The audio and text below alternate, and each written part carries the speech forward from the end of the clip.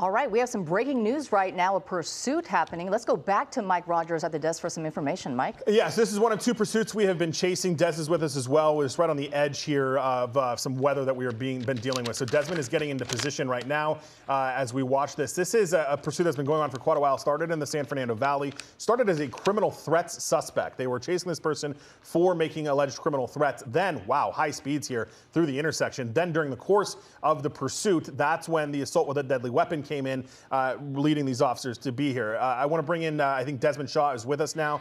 Des, you're getting overhead, very high speeds on surface streets, blowing through these red lights. No, yeah, super dangerous here. We heard about some wrong-way driving in Venice as well, and I believe I heard there was some kind of collision as well. I heard him say TC on the radio. It must have been pretty minor, though, because you can see this vehicle is still really, really going here, up to 70 miles an hour we just saw here at times. National and Sawtell in, the West LA area, very, very busy as we go underneath the 405 freeway. This was Pacific Division that was getting involved in this, and you can see they are behind this vehicle. It sounded like for a bit like one of the watch commanders wanted to let this go, but then CHP was not interested in getting involved because it wasn't on the freeway, and so Pacific wanted to get involved in this. Now the lights are off on this. We've had wrong way driving up to 70 miles an hour, blowing through intersections. We've had wrong way driving up to 70 miles an hour, blowing through intersections, lights on, lights off. This is an Infiniti, I think it's a G35 sedan, a decently capable vehicle here, fairly nimble, and some pretty good straight line speed. So pretty desperate suspect here to get away. And like we said, there may have been some contact between the suspect and an LAPD cruiser earlier as well to initiate that ADW call. So going underneath the 10 Santa Monica freeway and right underneath us as well as we get our bearings here. But yeah, we've got some really dangerous driving now on Westwood Boulevard. Mike, Susie, and Juan. Yeah, with the DW, assault with a deadly weapon. Yeah. Do we know what it was, Mike? I believe it was the car. 9 times out of 10, that's what it is during the course of a chase. When there's, when that's not the original want and then it becomes the want, that is usually the reason why. This car, though, I mean, we've been listening to this, as we mentioned, for quite a while here. They were blacked out on the freeway at like more than 100 miles an hour southbound on the 405. This started in Topanga Division, which is up in the valley, when that all happened. And again, as Desmond mentioned, as we kind of come to a slow here underneath that overpass. We'll see what they do, but something's going on. Yeah, okay, making a turn again. So what happened is they got down here onto the west side, and that watch commander parking garage there. Oh no, kept going. That watch commander for Topanga Division didn't want to chase it anymore. CHP was so close to taking it on the freeway, they just didn't get in position in time and then got off. And I believe, and Des, I don't know if you ever saw this. I'm trying to look at the CHP CAD, but I think they had a full closure of the 405 southbound, and that's what made this guy get off the freeway. Oh, interesting. I mean, that could have actually been related to the president being down around LAX or something. I know they do, kind of like rolling closures. Well, you've also had the ongoing road work on the 405 as well. So kind of hard to say what exactly was going on there, as we just got it back into the metro area from those flight restrictions that lifted just recently. So you saw the suspect went right by the West Side Pavilion, and they slowed way down, almost like they were, trying to think if maybe they could have gotten into that massive parking structure. But then as soon as they made that turn, they just slammed on the gas pedal and got back up. And, we've got, again, some pretty high speeds. Pico, pretty wide open this time of the evening. Obviously, one of the busier corridors along the LA basin, but not so much at this time of the evening. So at least kind of a relief. There's not too many people out here on a Tuesday night now as we get into the 10 o'clock hour. But now is Avenue of the Stars as we get up around the Century City area. This could be strategic as well, kind of like, mini downtown Los Angeles.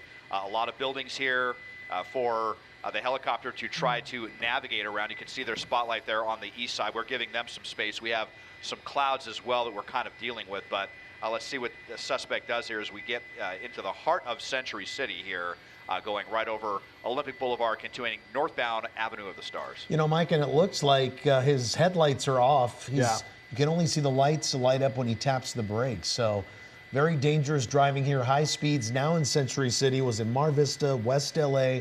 At high speeds, this is the driver wanted for assault with a deadly weapon.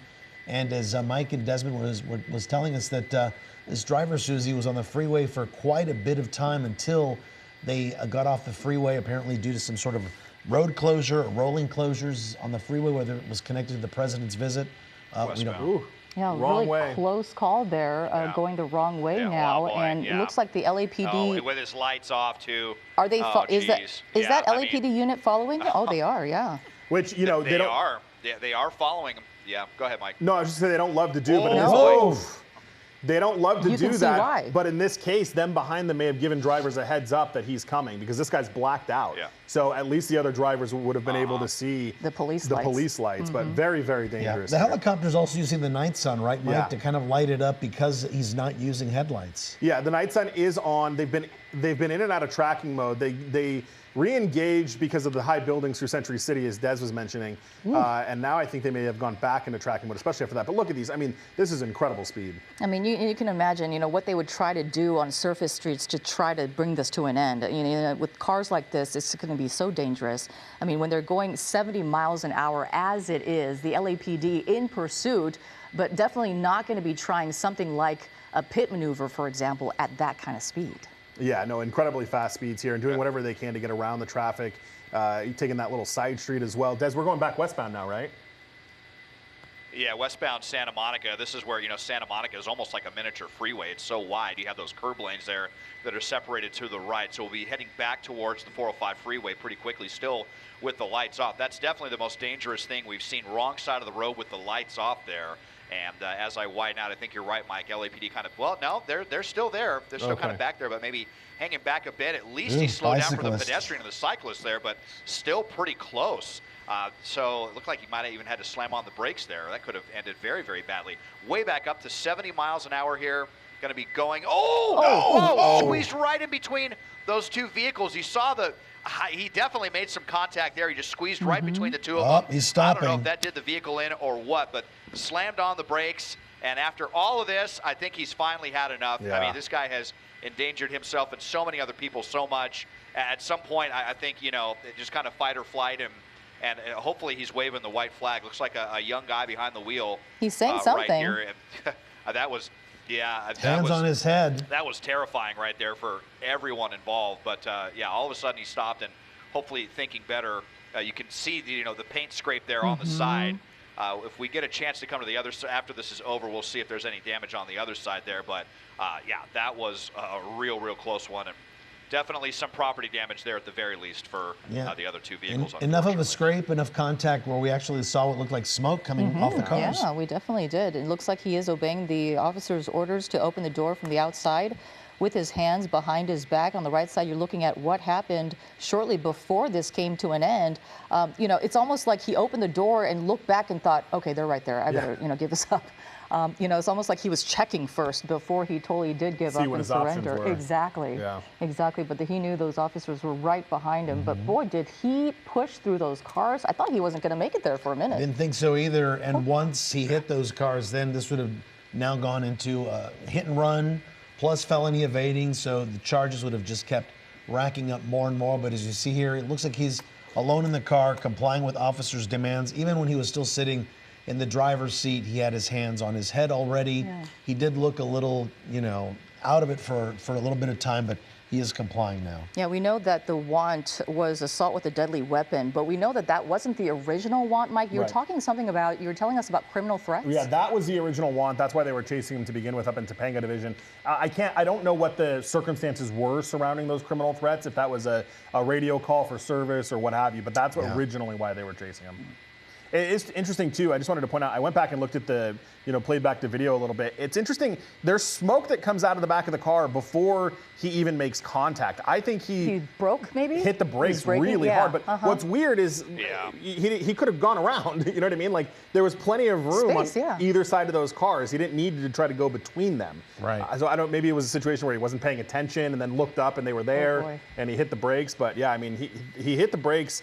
Looks like he hit those two cars. Our speedometer put him about 50 miles an hour when he squeezed through those two cars. It's a violent side swipe right there, especially when you're not moving. Spread eagle there on the ground now. Officers telling him to stay there until they can come behind him and put him in cuffs and lead him to the patrol car. But it looks like this is coming to an end. This all starting in the San Fernando Valley with the Topanga Division of the LAPD. And we picked it up when it was over West LA. Again, Mike was telling us that the original want for this pursuit suspect was criminal threats. We don't know the exact circumstances of what happened in that way, but we know it did at some point in the pursuit turn into an assault with a deadly weapon want. And Mike was, telling us earlier that that often happens when the car itself is being used as that deadly weapon and perhaps at officers, trying to get away. We know the speeds that this guy reached on surface streets alone, my goodness, 70 miles per hour. You can imagine how hard it must have been for the LAPD to even bring this to a stop. And look how many officers are there on the scene to bring this guy into custody, an incredible amount of officers. Good news is, other than this basic hit that he did these two cars, nobody was hurt, it seems like, and this is now going to be coming to an end of a pursuit here in the Westwood area. Yeah, got really close to some pedestrians and people who were on their bicyclists earlier, on their bicycle earlier. Many close calls with cars as well, going the wrong way with LAPD in pursuit, even going the wrong way. Oh yeah, look at the tire. Oh yeah, looks like the tire. Whoa, yeah. And what's up with the windshield? Is that a crack in the windshield too? Yeah, it looks like it. I don't know. It might have been something could have, flown forward from the back seat and into the windshield or something. But I think he bent the axles completely. That this vehicle definitely gave up after that. So, that is definitely why he surrendered. This vehicle was not capable of going forward anymore. Let's just see those those other two cars, if they're still here. I think this is them. Lost the bumper. Yeah, right here you can see this person's had their bumper ripped off, and then if that's the other vehicle involved, well, they look pretty fortunate to not have much damage. But yeah, very unfortunate to have some property damage there. Fortunately, it doesn't probably shaken up. I imagine that was extremely frightening for the other people involved there. But property damage compared to what it could have been, I think everyone will take that kind of ending. Indeed. Well, the pursuit coming to an end in Westwood tonight.